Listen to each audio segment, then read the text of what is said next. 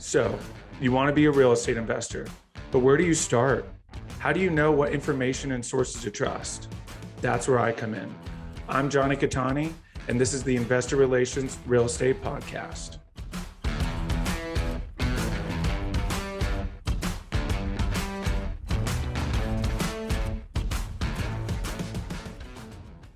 Hey guys, real quick, before we start, go to investwithcattani.com and download my free ebook, Is Commercial Real Estate Recession Proof?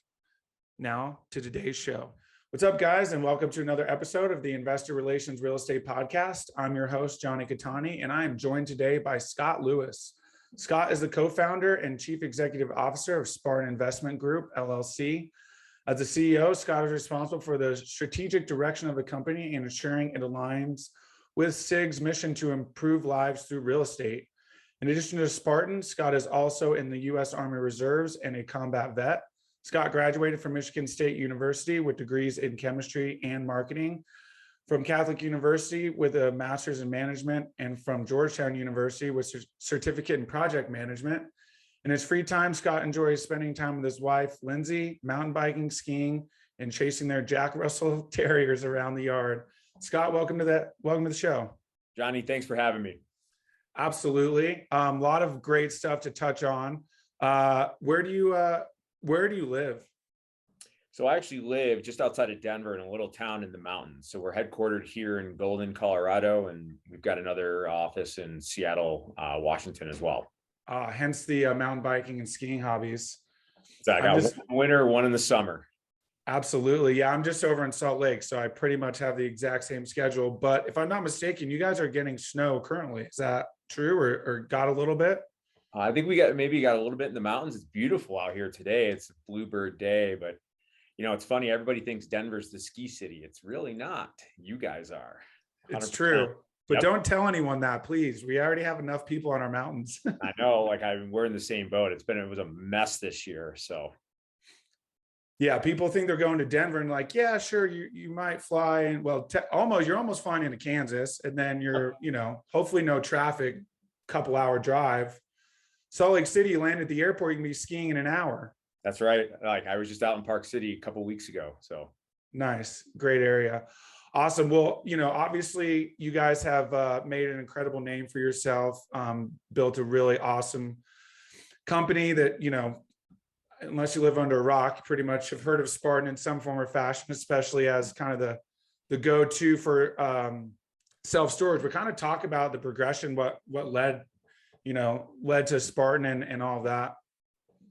Yes, I think when we first started, we were doing your standard kind of house flipping.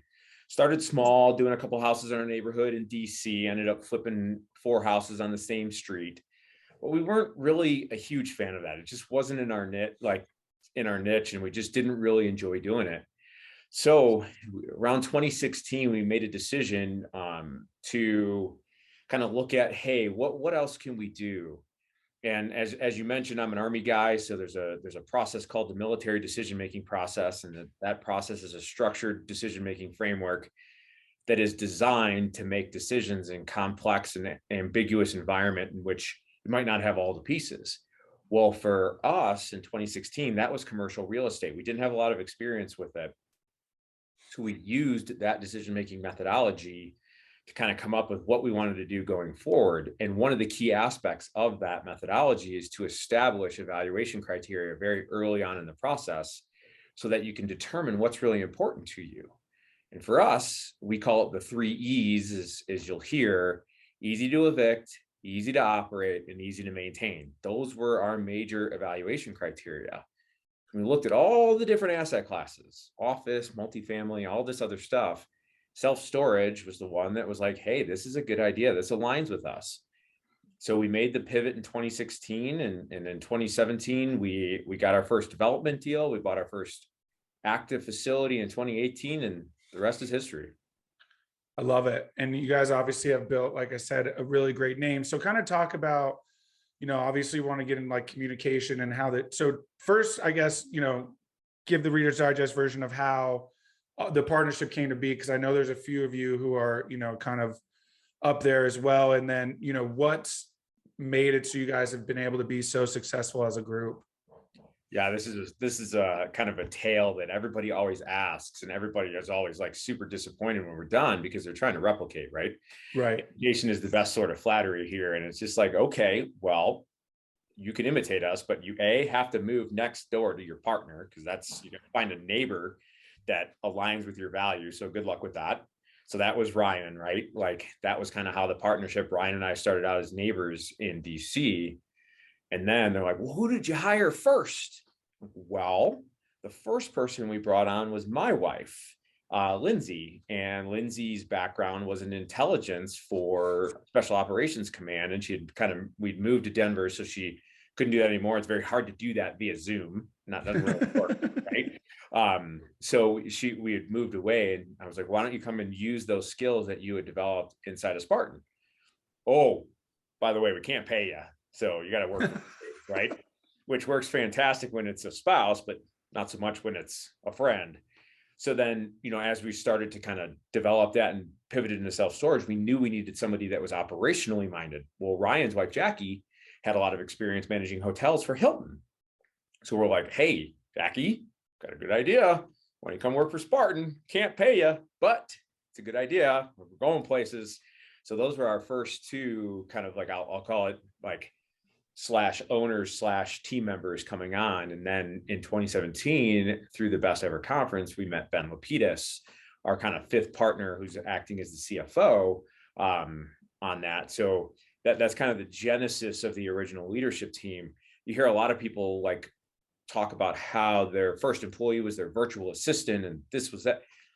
I don't share that mindset at all. I think you build leaders first and set the foundation of the company through leadership, and then build the team around that. So we kind of started high and then added levels of the organization as we were growing, versus going out and getting some, they're great for taking tasks off your plate, but those are generally non-value added tasks. You got to find the people that with a lot of horsepower that can take you where you got to go. Absolutely. That's so true. And honestly, from my experience, the best partnerships really are formed sort of organically, like as you guys kind of did. It just sort of falls into place, and one person's strengths, play into it perfectly because another person, doesn't have those strengths. And it really just forms, this incredible partnership, which obviously people are trying to duplicate. And unfortunately, you really just can't when it's that organic. So, I know one thing you kind of mentioned is communication. So kind of talk about what that looks like and how you guys really were able to create this incredible foundation. Yeah. So as this is the investor relations podcast, we'll kind of tie it to that. And that's kind of, we've heard Spartan referenced as the gold standard for investor communications. And it's one of those things, there's a couple different reasons of why. Number one, we started out that way. We wanted to make sure that investors were always communicated to. And this really stemmed from a couple of individual deals that Ryan and I did in our personal side of the house. One with my cousin, one with a guy that literally is a Ponzi scheme. So got to get that experience of what that's like. You got to have that somewhere in there. You got to throw it in there. I mean, there's got to be a Maserati and an inappropriately named girlfriend in the mix at some point in time. Not investing right. But, when we thought about it, it was a miserable experience from those two, one from some kind of nefariousness. Let's take that one out of the equation, but let's talk about my cousin. Good dude, but just single operator, no team behind him. And you give the guy money and he's off running around like on a steam shovel, right? Or bulldozer or whatever he's doing. And he doesn't have any time to communicate with the investors. Well, in an absence of information, as human beings, we fill that void with something. And it's never like, oh man, these guys are killing it with my money and they're doing all this right thing. That's not what is filled with, right? They're like, these guys absconded to, Europe on a private jet and are doing the wrong thing. That's what will fill that void. So we kind of made this thing early on is like, we're going to communicate early and often. And Ryan, as our chief investment officer, is really kind of charged with that. And he's got a saying that, hey, if I'm thinking about when's the last time we communicated to the investors, I'm probably 3 days late because they are already saying, hey, where's my communication? So that's when we really kind of turned it to monthly, and we're very open. One of our values is transparency. So we share the whole portfolio, whether it's good or bad. Most investors, I mean, we all wear our big boy and girl pants, right? Like, stuff is not perfect out there. And I'll say this, any investors who run onto a sponsor and you're like, hey, tell me about some things that have gone wrong. And they're like, well, we haven't anything gone wrong. Guess what? You're the one that's going to figure it out. So just be careful with that out there with folks that aren't telling you what's going on, like positive and negative. So that's kind of where the genesis of that was, is just not having really good communications to us as investors and not wanting to subject any of our investors to that same experience. Absolutely. And you touched on so many great points. And I actually have had Lauren as a guest. So that was really awesome to kind of get, the actual investor relations kind of inside scoop on how you guys run that, because obviously, you kind of have that gold standard. Side note, Ryan did ghost me last week, but that's okay. I know you guys are very busy. So no, just kidding. I love Ryan. He'll reschedule. I'm not worried about it, but he's in Hawaii right now at an investor. Oh, okay. Poor guy. Yeah, that must be tough. It's pretty funny. Like, this time, this conference shifted a little bit for him due to COVID. But normally this conference is kind of in line with one of the other ones that I do. And at one point in time, Ryan was in Hawaii at an investor conference, and I was in Indianapolis. So you can kind of see where that went. Yeah, absolutely. Awesome. So, kind of going back, communication's been key. You guys have been over communicating right from the start. That's huge. You guys obviously were able to figure out what each other's strengths were and kind of go from there. So you mentioned, why you guys identified self-storage, the 3 E's: easy to operate, easy to evict.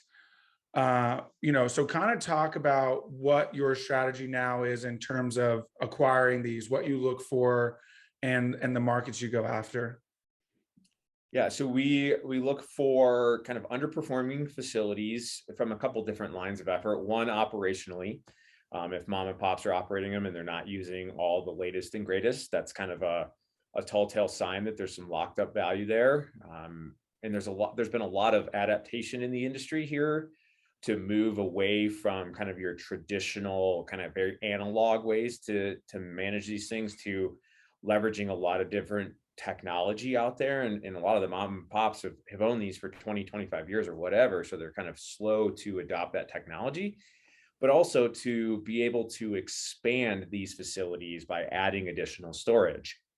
And then where we're looking, secondary and tertiary markets, we, like every industry, we have some big players out there, and we really don't want to go toe to toe with those guys in the major kind of top 50 markets, if you will.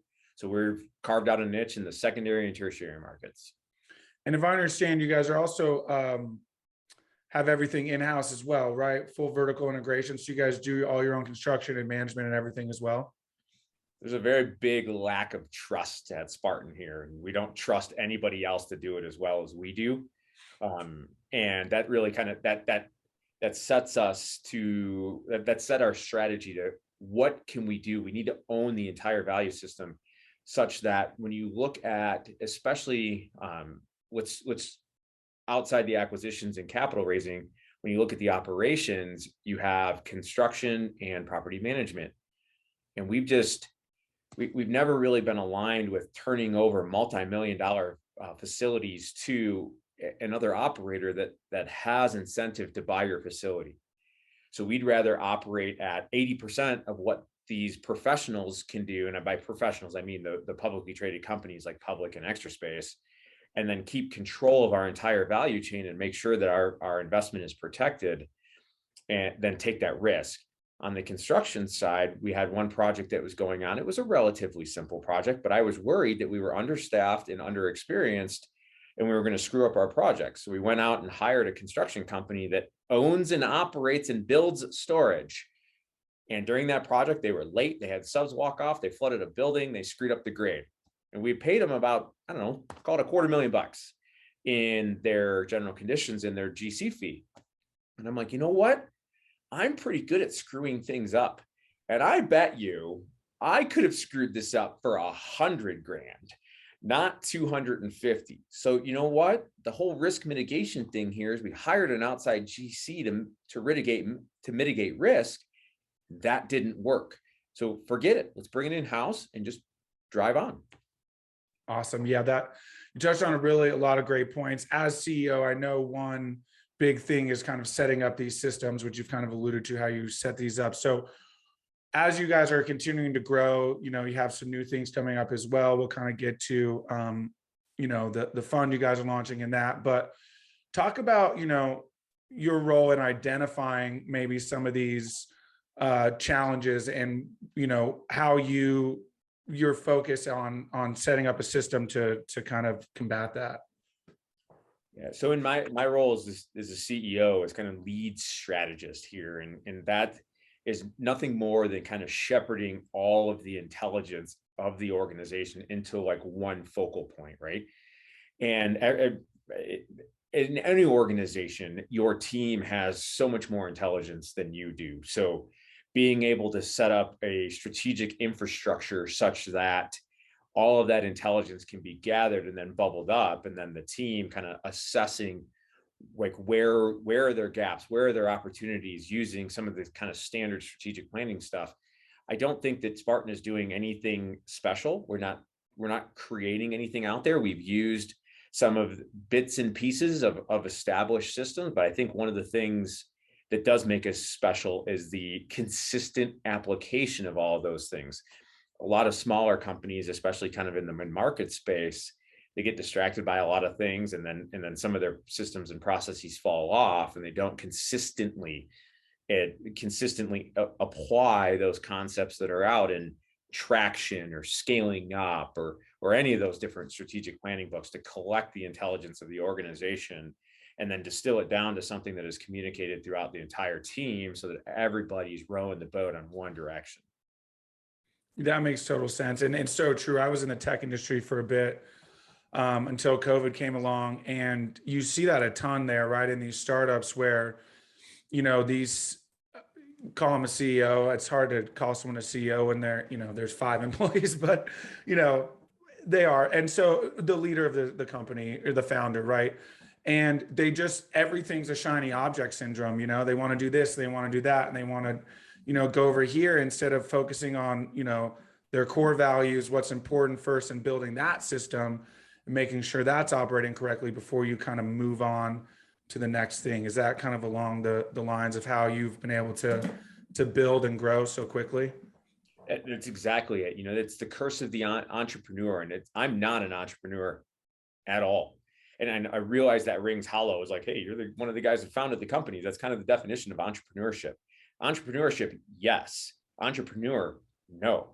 Because a lot of entrepreneurs are shiny objects where they just want to like bounce all over the place, and everything is an opportunity. And actually, no, that's not right.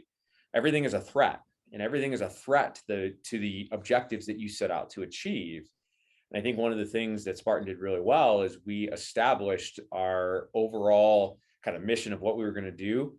But, a mission statement, everybody can put that stuff on the wall. That's mission, vision, and values. That doesn't drive focus. Strategy does. And while culture is definitely the foundation, Peter Drucker said, culture eats strategy for breakfast. One, I don't necessarily agree. I think having a great culture is a strategy, because if you don't focus on it every day, it won't happen. And then number two, that's great. You can have this amazing culture where we got ping pong tables and Pac-Man and everybody's wearing sweatshirts and snacks. That doesn't drive results. It's why, especially in the tech world, you see some of the younger CEOs, as soon as they get VC money, what's the first thing they do? They surround them with professional managers that do not care about your ping pong table or your sweatshirt. What they care about is building a plan and doing those plans.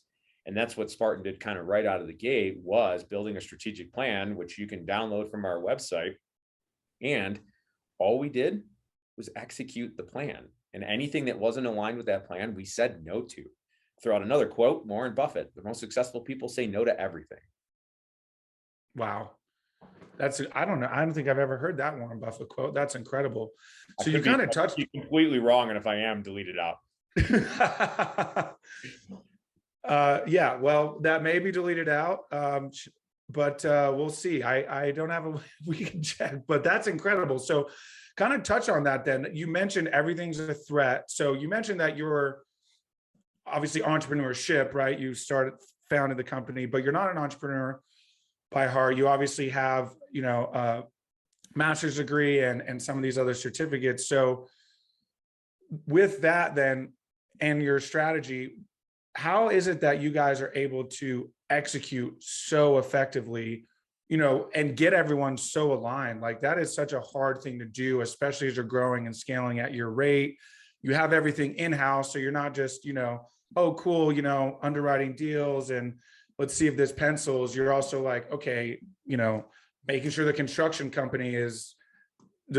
arm's doing things correctly, and making sure you're also managing all of these investors and their expectations and things like that. So, obviously you have over communication, those kind of things, but, kind of talk more on those lines and what it's like once you get to that level of like just having a company. So, we'll start with a quote that kind of ties into some of the stuff you were saying. I love quotes because everybody's got stuff better than me. Tactics without strategy is just the noise before the defeat. That's Sun Tzu. And a lot of folks, planning sucks. It's hard. Nobody likes doing it. People would rather wing it.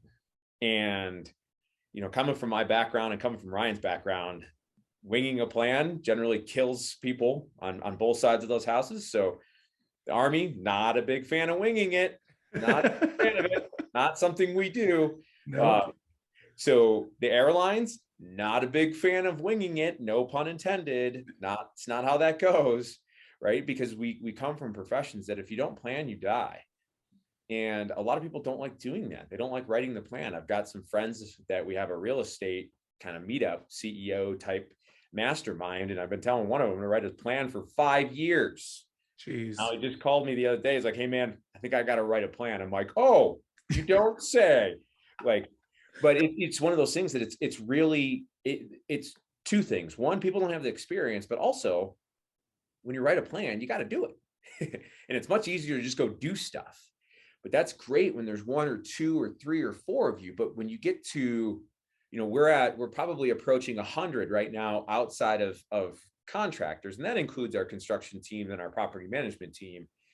There's zero chance that if you don't write a plan and then connect that plan through more detailed plan as you go down the organization, and then uniformly communicate that plan, not only by what you say, but also by what you do as leaders in the organization, your organization is going to get scattered. So you're going to have this huge amount of entropy, disorder inside your organization, which is going to cause friction everywhere. And friction slows things down. So when you do the planning and you take the pain of planning and then you make your subordinate leaders plan and their leaders plan, and then their individuals plan that nests with those higher level plans. And that's a military term. We call it nesting. When a lower level plan nests with a higher level plan that nests with a higher level plan, you get this alignment all the way down the organization. So when somebody shows up to work that day, they know exactly what they need to do. They don't have to guess. So that's really where most organizations struggle a little bit, is the level of planning isn't sufficient to support the growth and how fast people are moving. So people will come in and they're unaware, not unaware, they're confused as to what is the highest priority thing they can do that day. And make no mistake, every organization out there, to include us, under communicates across the level. It's a constant struggle for leaders to try to communicate better and better and better and better. So anybody out there that's thinking that they're communicating enough, you're wrong. You're wrong probably by a factor of 5. Wow, that's incredible. And I may butcher this, but I believe your quotes guy, what is it? If you fail to plan, you plan to fail. That's it. That's right. Yep. Yeah. And that's so huge. And as you said, when you're setting that example as the leader and everybody's doing it all the way down, you get that alignment, and then that's when things just flow. And obviously it's led to your guys' growth, and that's been incredible. So now that kind of brings you to a new aspect of things, and this may have been in the works for a while, and we'll just touch on it, which is your first fund. Mhm. So kind of talk about how that formed, the idea for that, and what that kind of has looked like. Yeah, so I mean, a lot of folks are doing this, right? So we're following suit. We did all of our previous deals in individual syndication, and there's positives and negatives to both sides of the house, on both sides, for the investors and the sponsor, for individual syndications versus funds. So when we look to do the fund this year, we have some resources. When you look across an entire portfolio, when you're smaller, then going with it, some individual syndications can provide a lot of flexibility and benefits, both to the investors and also to the sponsor. But as you start to get to scale, one of the things that you never want to do is you never want to commingle funds in between syndications, because that gets you in hot water really fast. Well, what that causes is you have to protect your investors by keeping a set amount of reserves in each one of these syndications to protect the investors, unless you just want to be that company that does capital calls. And when we've done everything we could to never do a capital call to date, and sometimes that's keeping a lot of reserves. Well, when you have those reserves, if property A is struggling and property B has a lot of reserves in an individual syndication, you're kind of trapped.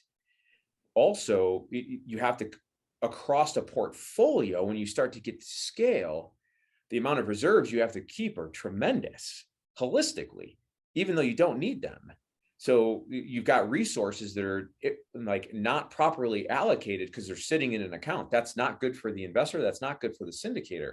So when you start to get to scale, funds are also allow you to move money to the asset that needs it inside of the fund, because that's what the structure is there for. Also, from the investor side, a lot of times with these syndications, if you're a good sponsor and you have a really good tribe of investors, this stuff moves very, very quickly. So with a fund, people can, it's not a rush. It's not, you shouldn't be sitting around, because a lot of the funds, there's a couple different ways: capital calls versus first in, first out. We are first in, first out, so we are not doing capital calls. So you do need to act with a little bit of expediency for us and a lot of the other sponsors out there as well. But it's not like it was like, hey man, you got 24 hours to make this decision because all these other investors are making it. So it allows a little bit more flexibility on everybody's part. It mitigates risk because it spreads it out. So there's a lot of good benefits to it. Awesome. Yeah, that you kind of nailed it on the head. And if I understand correctly, you guys are also bringing in kind of fund to fund style as well, potentially, with that fund is moving forward. We're still analyzing what the right answer is on that, as far as funding the fund, and where we're going to bring our capital in. So again, not all of the details are hammered out. Probably another couple of weeks before we go live, because we're one of those folks that, a lot of times inside we'll roll with the 80% solution, but anything externally, we want to be pretty darn buttoned up before we go out. Absolutely, especially when you're getting into this fund. Obviously, it allows for large amount of capital, has to be allocated correctly, because obviously the SEC is watching, especially when you're getting up into that $100 million range, as I expect you guys are anticipating. So you have a lot of eyes on you. So you have to do it correctly. And, there's a lot more that goes into it. So that makes perfect sense. Awesome. I love that. Well, we're kind of coming up on time. I have 5 questions that I ask all of my guests. They're the final 5 questions. So we'll get to those. What is the best advice you've gotten from a mentor?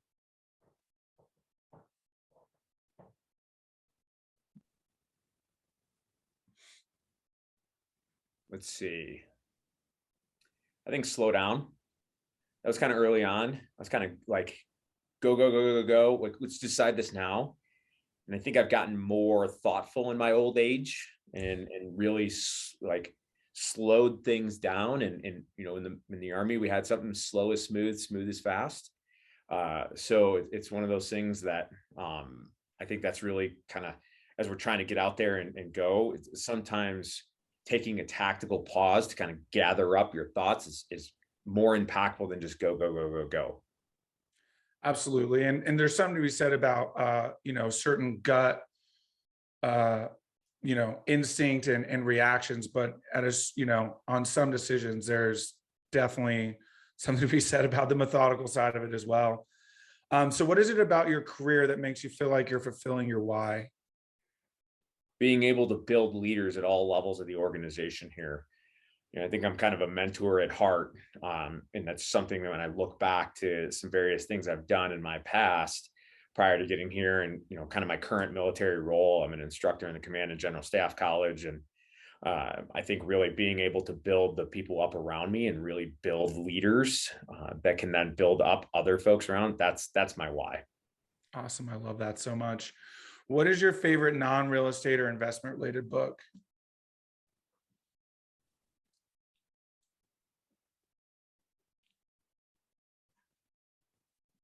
Trying to think to support. I really think start with why, kind of going back to your last question. I think that's one of the things that doesn't matter what you do, doesn't matter if it's real estate or basket weaving. If you don't understand your why, you really shouldn't be doing it. And that's by Simon Sinek. Love that. That's awesome. If you could have any superpower, what would it be?